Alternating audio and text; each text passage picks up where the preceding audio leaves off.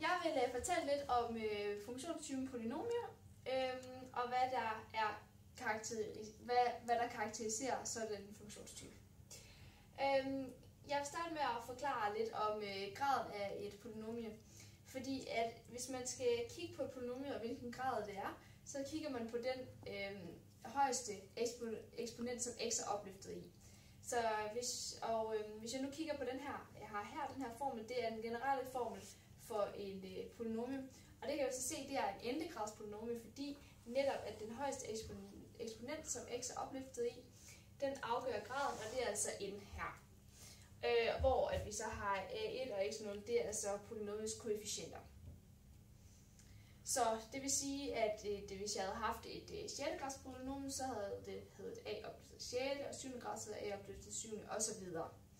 Men jeg vil gå mere i dybden med selve 2. grads polynomiet, som er givet ved forskriften ax i anden plus bx plus c. Og her kan vi netop se, at det er et 2. grads polynomium, fordi at ax er opløftet i 2.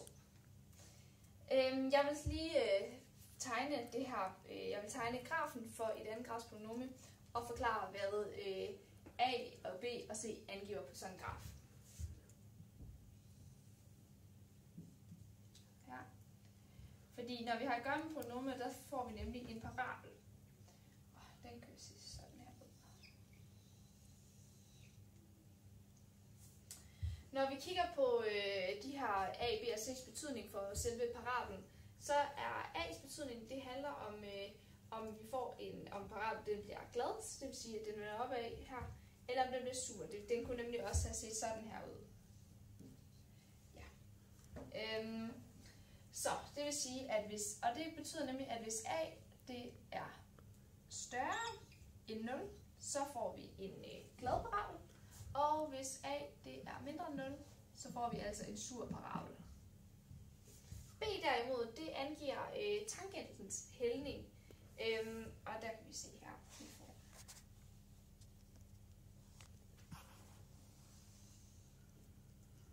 Og så det vil sige, at der får vi altså tangentens hældning til selve parablen. Og det der så er kendetegnet, det vil sige, at tangentens hældning, og derfor så får vi altså, at funktionsforskriften for tangentens hældning i x0, den kommer jo så på den måde til at hedde bx plus c.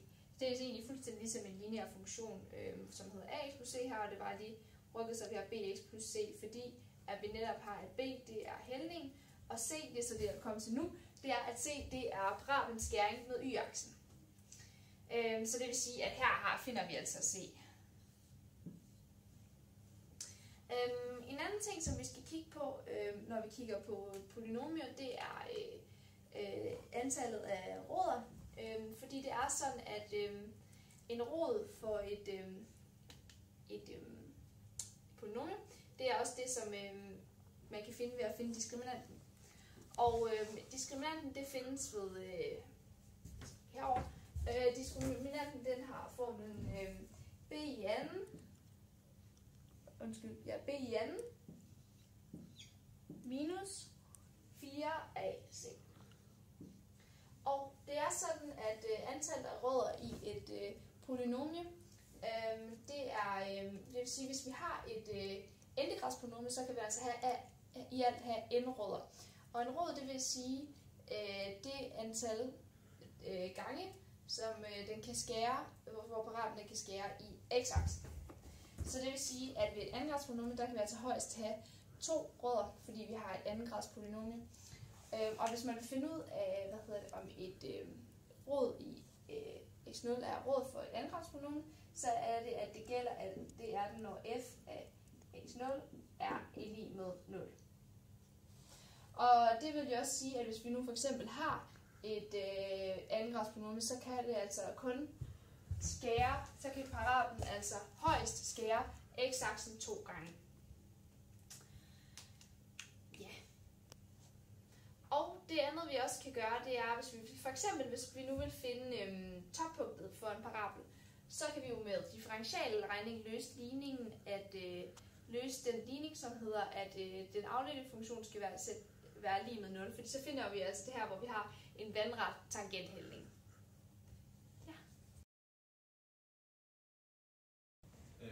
Hans, han vil gerne bygge en zoologisk have til nogle giraffer og nogle løver. Han har 1000 meter hegn at gøre godt med. Hans, han ved godt, at giraffer og løver, de kan ikke så godt sammen, så derfor bliver han nødt til at sætte sådan en midterhegn inde i sin zoologiske have. Dem giver han så værdierne x for de korte sider og y for de lange sider. Så derfor, så Hans' 1000 meter hegn, det må så være lige med 3x plus 2y. Men den her midterhegning, den tæller jo ikke med. Hvis vi nu siger, at den er uendelig tynd, så tæller den ikke med i omkredsen. Så derfor så, i arealet. Så derfor så er arealet stadigvæk x gange y. Først så vil vi gerne finde y, og det gør vi ved at isolere det. Så derfor så allerførst kommer vi til at hedde 1000 minus 3x er lige med 2y. Siden at vi har 2y på den her side, så kan vi bare dele det hele her med 2. Og det der får vi så 500 minus 1,5x er lige med y. Ud fra det her, der kan vi så sætte det ind i formlen for vores areal. Så der får vi så der sætter vi bare det her led ind i stedet for y i formlen. Så a er lige med x gange 500 minus 1,5x. Nu ganger vi så x ind i alle ledene inde i parentesen. Så der kommer til at stå, at der kommer til at stå 500 x minus 3x i anden. 1,5x i anden.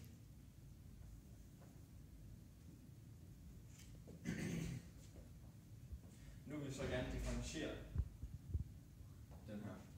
Og det gør vi allerførst ved at fjerne det her led, siden der står 500x. Eller vi fjerner bare x. Der kommer til at stå 3x.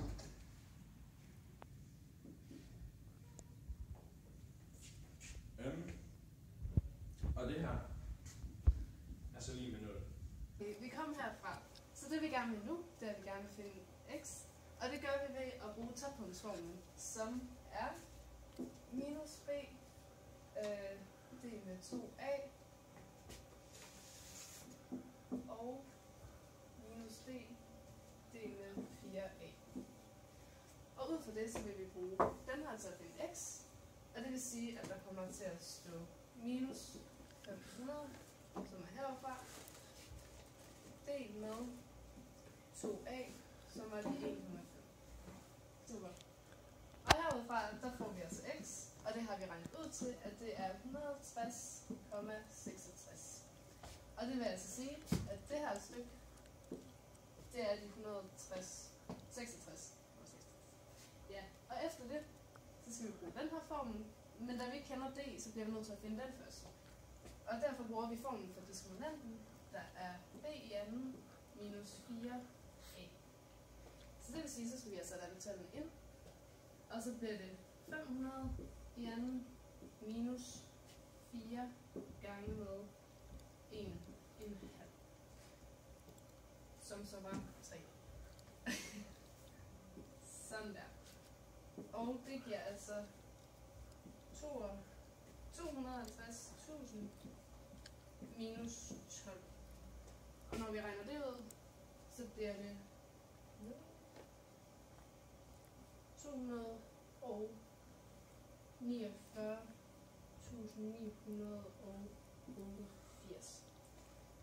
Og det skal vi så have sat ind i den her form. Der er det altså vores diskriminant, som vi så skal dele med 4a.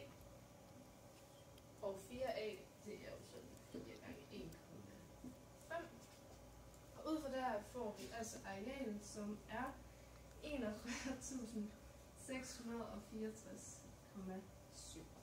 Og det er altså arealet for hele indhegningen. Og faktisk så kan vi også tjekke, om det passer i forhold til omkredsen. Nu har vi jo så det her 166,66, som er x. Og vi ved jo, at vi skal have 3x, så der kan vi sige gange 3. Og det ved vi, at det giver 500. Det vil så sige, at ud af de 1000, så har vi brugt 500. Og så vil der være 500 tilbage. Og så mangler vi jo stadigvæk de 2 sider y. Det vil sige, at vi kan dele det med 2 for at finde hver side. Og det giver så 250. Så x igen, det vil være 166,66, og y det vil være 250 meter. Ja, jeg vil gerne bevise toppunktsformlen, som er de her 2 koordinater, hvor man ved, at hvis vi tager minus b over 2a, så finder man altså x-koordinatet for toppunktet, og minus diskriminanten divideret med 4a, så finder man y-koordinatet for toppunktet i en parabel for en andengradsfunktion. Det vil sige her. Jeg starter med at finde x-koordinatet, og det gør jeg ved, at funktionsforskriften for et andengradspolynom, det hedder, at f af x, det er lige med ax i anden plus bx plus c. Og når jeg starter med det, fordi jeg ved, at vi bliver nødt til at differentiere det her, for jeg ved, at i toppunktet, der er det nemlig lige præcis der, hvor at tangenthandlingen har tangenthandlingen er 0, så det vil sige der, hvor tangenten er vandret. Og derfor så gælder det jo om for mig at få afledt den her funktion og sat den lige med 0, da det jo netop er det, tangenthandlingen er. Så når jeg afleder et andengradspolynom, så får jeg, at ax, der ryger eksponenten ned foran, så det kommer til at hedde 2x, og så koster det altså 1 heroppe. Og derfor får jeg bare x i første, som jo bare er samme som at skrive 2ax. Og bx plus c, der får jeg altså bare b. Og for at finde den her, som jeg sagde før, så sætter jeg altså det her i lige med 0. Og så isolerer jeg her. Så det vil sige, at jeg får, at b, det er lige med 2ax, eller minus 2ax. Og det kan jeg så isolere yderligere, så derfor så tager jeg for, at b det er det samme som minus b divideret med at x er det samme som minus b divideret med 2a.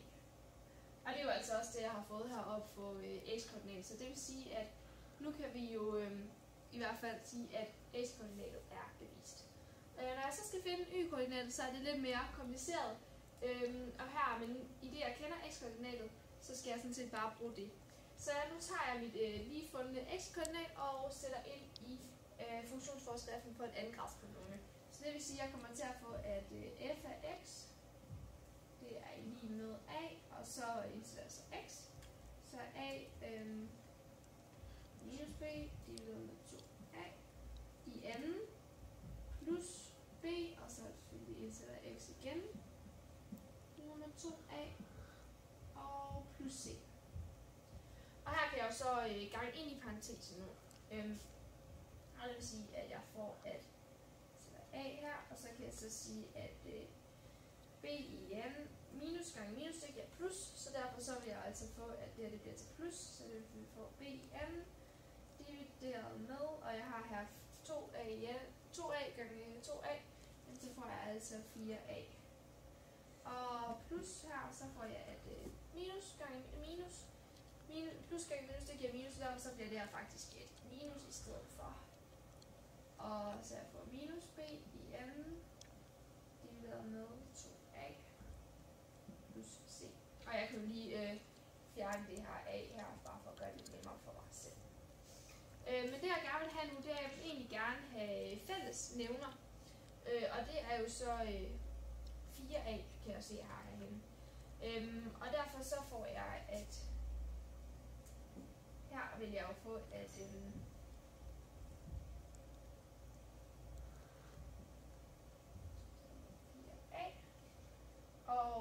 altså minus her, og her skal jeg jo så altså også have, ikke 2b her. Her skal jeg også have den her, hvis jeg skal der til at give 4a, så skal jeg altså gange med 2 i nævneren, og når jeg ganger med 2 i nævneren for at få netop 4a, så skal jeg altså også gange med 2 i tælleren, så det vil sige, at jeg får 2b i anden heroppe i tælleren. Og når jeg så skal have 4a, så er der fælles nævner også til med c, jamen så kan jeg jo så skrive 4ac, for der skal jo så ganges, og der kan man jo så altid tjekke, om man får det samme som før ved lige at sige her, hvad kan de 4a divideret med 4a, jamen det går ud med en anden tager c tilbage, og derfor kan vi tjekke, at det er rigtigt, for det er det, jeg også havde før. Og alt det her, det kan jeg jo så kortfatte til en samlet brøk, og det vil jeg også få herved at sige b minus 2b, jamen det giver jo minus b i anden, plus 4ac, divideret med 4a. Og hvis jeg så kigger op på det her, som der er y-koordinatet, så ved jeg jo netop, at det er minus diskriminanten divideret med 4a. Og formlen for diskriminanten, den hedder jo netop, at det er lige med b i anden minus 4ac. Nå, ja, 4ac. Og jeg kan jo egentlig se her, at jeg egentlig har de rette elementer i brug hernede, men der er jo lige lidt med foretegnet. Men det kan man jo selvfølgelig bare fikse ved at sætte minus 1 udenfor i parentesen og gange det ind i. Og derfor så kan jeg jo altså få omskrevet den her, så den jo egentlig bare kommer til at hedde minus d over 4a. Og så vil man så sige, så kan man se, at det er det, jeg får her. Og x-koordinatet var også det, som jeg har i selve toppunktsformlen. Og hermed er det bevis så ført. Okay, så vi har optimeringsopgaven fra før, som vi selv har lavet. Og som sagt, så vil Hans gerne konstruere den her rektangulære indhegning i hans zoologiske have ved hjælp af 1000 meter hegn. Og indhegningen den skal jo være delt i 2, da han både vil have giraffer og løver, og de ikke kan leve sammen. Så derfor vil det være smart at have hegn imellem dem. Hans han finder så ud af, at funktionen for arealet af indhegningen, den vil være f af x er lige med 500x minus 1,5x i anden. Så vil vi starte med at opskrive funktionen. Og i funktionen, der vil f af x betegne arealet af indhegningen, når de 3 ud af de 5 sider har længden x. Og tallene her i funktionen, det har vi fra opgaven, som vi forklarede den tidligere. Så det første, vi gerne vil finde ud af, det er, at vi gerne vil bestemme sidelængderne i indhegningen, så arealet det bliver størst muligt. Så her der vil vi starte med at lave et nyt grafvindue. Herefter så sætter vi funktionen ind, som sagt er f af x er lige med 500x minus 1,5x i anden. Og herudfra der vil vi så få en graf, og den vil vi fedte sådan, så man bedre kan aflæse den. Nu kan vi jo så se, at funktionen den er voksende og herefter aftagende. Og det vil så sige, at det bliver en sur parabel. Vi ved også derfor, at funktionen har et maksimum, som også kaldes et toppunkt, som det er det, vi gerne vil finde. Så ved hjælp af værktøjsprogrammet ude i siden, vil vi kunne bestemme toppunktet, og det gør vi med at vælge funktionen maksimum. Herefter der vil vi så få et punkt på grafen, som så vil angive det maksimale areal, som vi altså kan se ud fra det punkt her, at det bliver 41.700 kvadratmeter, som er det, vi også har fået tidligere i opgaven.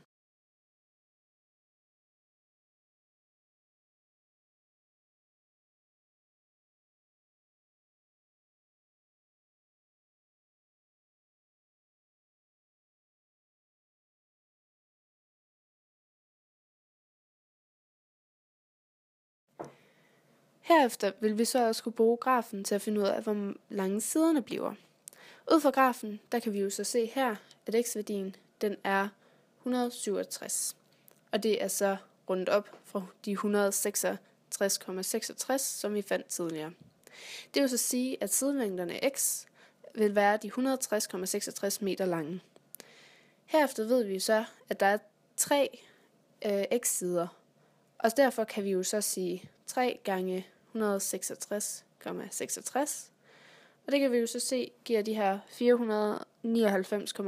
499,98, hvilket så vil sige, at det er de 500 meter. Så det vil sige, at vi har brugt 500 af de 1000 meter hegn, som vi havde.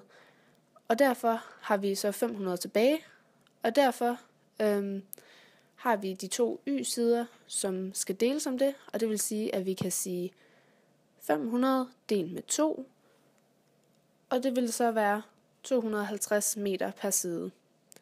Og det er altså sådan, man kan bruge en spire som hjælpemiddel til både at finde toppunkter og sidelængderne.